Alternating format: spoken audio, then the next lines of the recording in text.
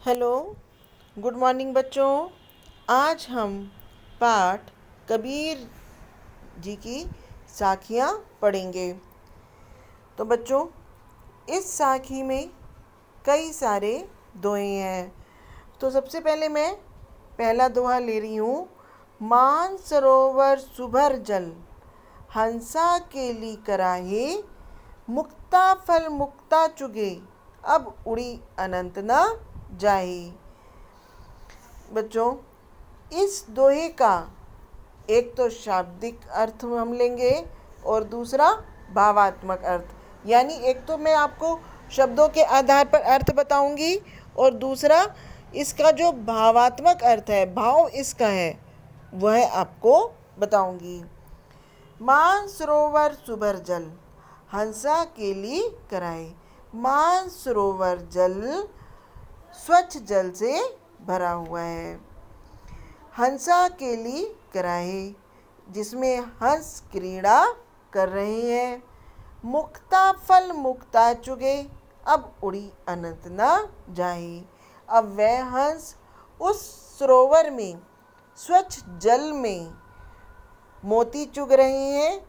अब वह उड़कर कहीं और नहीं जाना चाहते, अर्थात वह उसी सरोवर में रहना चाहते हैं, अन्यत्र कहीं नहीं जाना चाहते। इसका भावात्मक अर्थ होगा कि मानसरोवर रूपी संसार है, जिसमें हम मनुष्य रहते हैं और मोह माया में फंसे रहते हैं।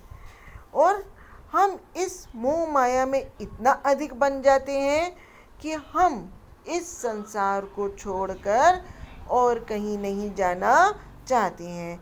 यह सच्चाई है। हमको लगता है जो कुछ है वह यही है, किंतु बच्चों, यह शाश्वत कुछ भी नहीं है।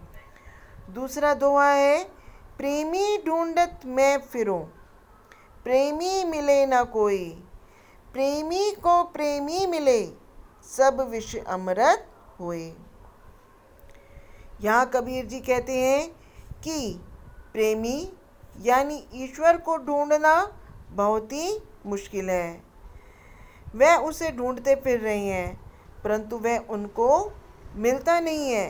प्रेमी रूपी ईश्वर मिल जाए तो उनका सारा विष यानी छल कपट जो भी अवगुण है वह अमृत बन जाएंगे, अर्थात जो कुछ भी है अच्छाइयाँ वह उनमें समा जाएंगी। जितने भी कष्ट हैं वह सुख में बदल जाएंगे। हस्ती चढ़िए ज्ञान को, सहज दुलीचा डार। स्वान रूप संसार है, भूखन दे झकमार। अर्थात कबीर जी कहते हैं कि हस्ती चढ़िए ज्ञान को, सहज दुलीचा डार। हमको ज्ञान रूपी हाथी की सवारी करनी चाहिए।